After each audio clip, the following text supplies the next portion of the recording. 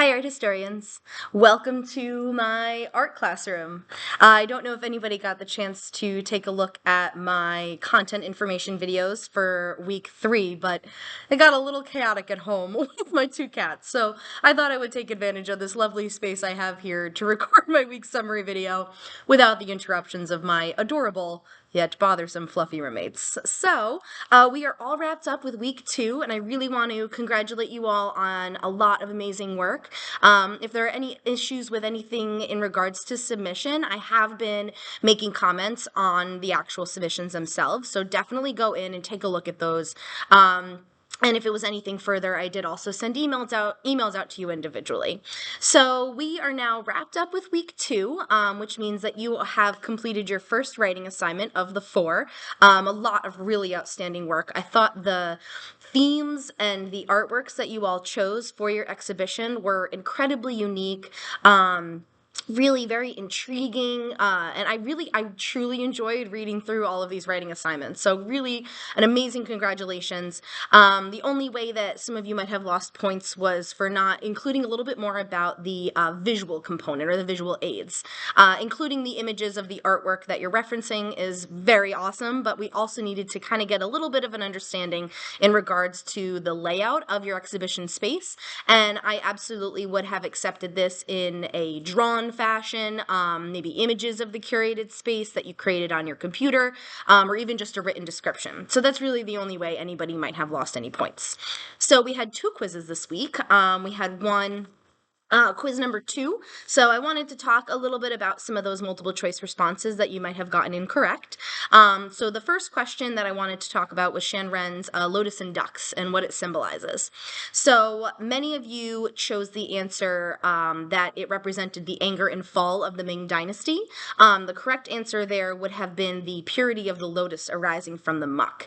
And so the reason that the latter response is the correct answer is because the lotus itself and this scene is a symbol of spiritual and personal growth in more of that emotional way. It doesn't necessarily represent like an exact historical event, and it certainly doesn't represent any anger from an emotional standpoint that Ming Dynasty most likely felt. So that is why that answer would be correct.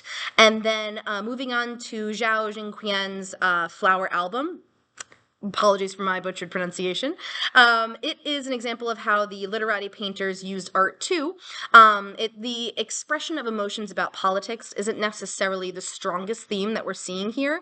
What the artist really does here is engage in very intellectual discussion in regards to the Chinese approach to art making. So what that means is that this group of Chinese painters, the literati, they combined a lot of paintings and poems, which the artist of the Flowers album does do. And this artist was also known for including his personal style within the Chinese tradition and really expressing his thoughts through his unique approach that might not necessarily fit within the exact subscribed process for creating a type of work like this one. And flowers were also very thematical within the philosophical discourse. So that is why we are looking at this piece. And that's why we're choosing that one as the correct answer. I also wanted to give you a shout out. I loved all of the very intense reactions to Ai Weiwei's work in your written short answer at the end of that quiz. It was really, really interesting getting to read how you all felt about this process. I myself feel very conflicted. On one hand, what a powerful statement. But on the other hand, oh, please don't ruin all of our nice things. We don't have that much left. So I definitely feel that contrast there, and I saw that a lot of you did too, but a little bit more of the latter half with a little more of that, like, please God, just breaking our stuff. I feel like I'm talking to one of my cats. Anyway, moving on to quiz number 3. Taking a look at some of the questions here. Mary Cassatt's the coiffure. That is a French term that actually literally translates to a personal hairstyle. So some of you had written that a woman is getting dressed for a party. Sure, she is in the process of getting dressed and getting ready, but we don't know exactly where she's going. It is just that intimate scene, and she is getting a hairstyle. So that is why, because that exact French word translates to hairstyle. So that's why that answer would have been correct. And last but not least, Utagawa Kunisada one's visiting Komachi, the theme here.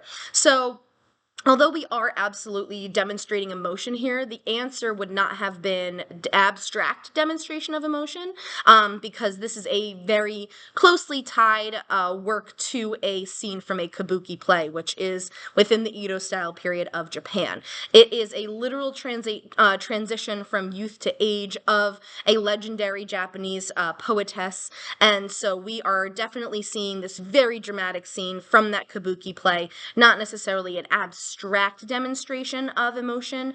Any abstractness is coming from the fleetingness of life, not necessarily those deep-seated emotions, though you could connect to the emotion of how you feel about the fleetingness of life.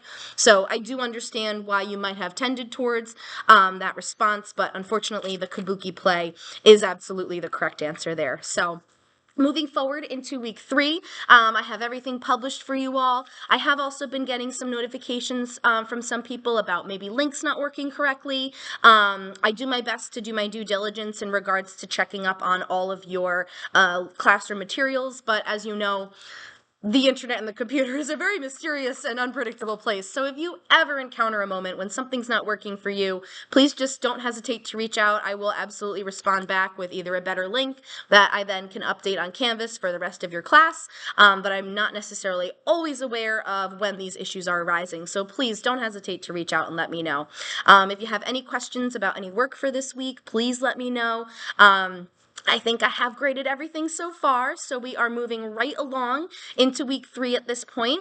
And I think things are pretty much as is, and the schedule is moving forward. So if you have anything at all, folks, please feel free to reach out, and I hope you enjoy your week 3 content information videos. They are incredibly chaotic and involve me dressed up in my Halloween costume and my lovely best fluffy soul cat sister friend Dolly trying to eat my holiday party cookies. So enjoy, and I will see you all later. Bye, art historians. Great job so far. Keep up the awesome work.